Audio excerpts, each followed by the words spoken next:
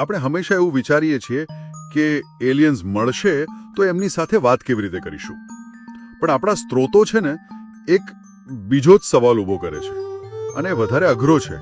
શું થાય જો આપણે તેમને શોધી તો લઈએ પણ તેમની સાથે વાત કરવી જ અશક્ય હોય? આજના ડીપ ડાઇવમાં આપણે આ જ ગૂંચવણ પર વાત કરીશું. અને એવું લાગે છે કે સમસ્યા ખાલી ટેકનોલોજીની નથી. ના, બિલકુલ નહીં. એનાથી ઘણી ઊંડી છે. જુઓ, આ કોઈ એક સમસ્યા નથી, પણ એક પછી એક એમ 4 સ્તરોની સમસ્યા છે. 4 સ્તરો? હા. પહેલું સ્તર છે આપણી પોતાની ટેકનોલોજી. એ તો થઈ સપાટી પરની તકલીફ. એની નીચે છે ભાષાનો અવરોધ. અને એનાથી પણ ઊંડું છે ભૌતિકશાસ્ત્ર અને જીવવિજ્ઞાનનું અંતર.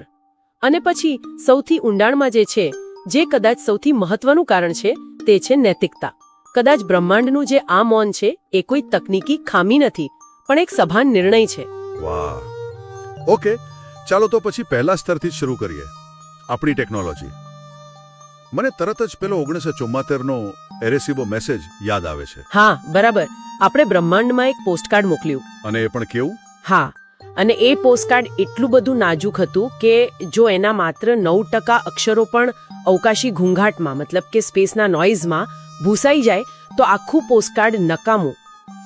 એટલે કે 91% ડેટા પરફેક્ટ હોવું જોઈએ. બરાબર. એ તો જાણે વાવાઝોડામાં કાગળની હોડી મોકલવા જેવું થયું. અને પેલો વોયેજર ગોલ્ડન રેકોર્ડ, એનું શું? એમાં પણ એ જ સમસ્યા.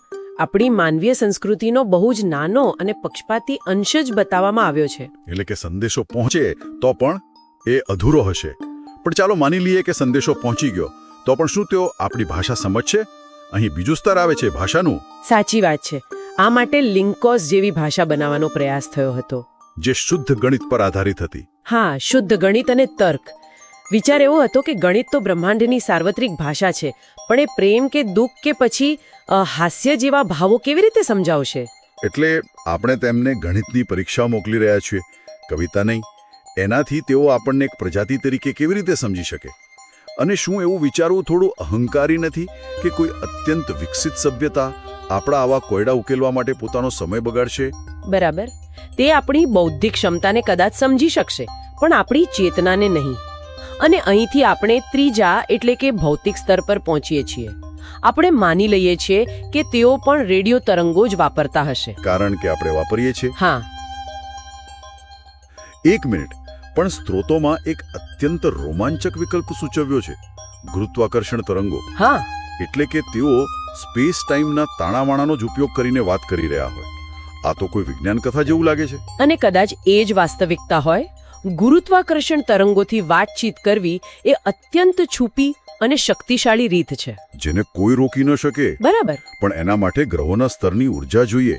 જો કોઈ સભ્યતા આ સ્તરે હોય તો એનો મતલબ કે તેઓ જાણી જોઈને છુપાઈને વાત કરી રહ્યા છે, જેથી કોઈ કોસ્મિક શિકારી તેમને શોધી ન શકે. બરાબર. તેઓ રેડિયો પર નહીં પણ બ્રહ્માંડના બંધારણ પર જ વિસ્પર કરી રહ્યા છે. તો આપણે તો તદ્દન ખોટી રીતે સાંભળી રહ્યા છીએ. પણ આ બધી વાત એ ધારણા પર છે કે આપણે જેને જીવન કહીએ છીએ એ આપણા જેવું જ દેખાતું હશે. સ્ત્રોતો તો આ ધારણાને પણ પડકારે છે, ખરું ને? હા, અને આ એક બહુ મોટો અવરોધ છે. આપણે હંમેશા પાણી શોધીએ છીએ. પાણી છે તો જીવન છે. પણ નવા સંશોધનો કહે છે કે સબ નેપચ્યુન જેવા ગ્રહો પર શરૂઆતમાં મેગ્માના મહાસાગરો હોય છે, લાવાના.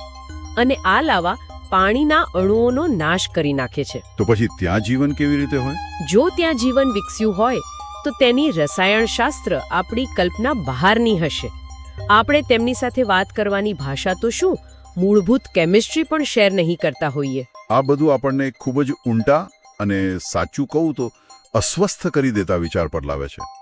જો સમસ્યા ટેકનોલોજી, ભાષા કે જીવવિજ્ઞાનમાં ન હોય તો? જો સમસ્યા આપણામાં જ હોય તો? આ છે ચોથું અને અંતિમ કારણ, નૈતિકતા. બરાબર. અહીં સ્ત્રોતો વોન્ટિયન સોલ્યુશન નામના એક સિદ્ધાંતની વાત કરે છે. વોન્ટિયન સોલ્યુશન? હા. એ મુજબ બ્રહ્માંડનું મૌન એ ખાલીપણું નથી, પણ એક સક્રિય પસંદગી છે. મતલબ કે અત્યંત વિકસિત સભ્યતાઓ બ્રહ્માંડના નૈતિક નિયમોને સમજી ચૂકી છે અને તેઓ સમજે છે કે કોઈ ઓછી વિકસિત સભ્યતાના વિકાસમાં દખલ દેવી એ નૈતિક રીતે ખોટું છે. પણ આ થોડું નિરાશાજનક નથી કે તેઓ આપણને એટલા આદિમ અને અપરિપક્વ સમજે છે કે વાત કરવાને લાયક પણ નથી ગણતા? જાણે કે આપણે કોસ્મિક બાળકો હોઈએ જેને મોટાઓની વાતચીતથી દૂર રાખવામાં આવ્યા હોય. કદાચ અથવા કદાચ તે એક પ્રકારનું સન્માન છે. તેઓ આપણને આપણો રસ્તો જાતે શોધવા દે છે, આપણી ભૂલોમાંથી શીખવા દે છે. તેમનું મૌન એ તિરસ્કાર નહીં પણ ધીરજ હોઈ શકે છે. એવો રાહ જોઈ રહ્યા છે. હા, કે આપણે નૈતિક રીતે પરિપક્વ બનીએ. તો સારાંશ એ છે કે આપણે એલિયન સાથે એટલા માટે વાત નથી કરી શકતા કારણ કે 1. આપણી ટેકનોલોજી કાચી છે. 2. આપણી ભાષા લાગણીહીન છે. 3. જીવન વિશેની આપણી કલ્પના સંકુચિત છે.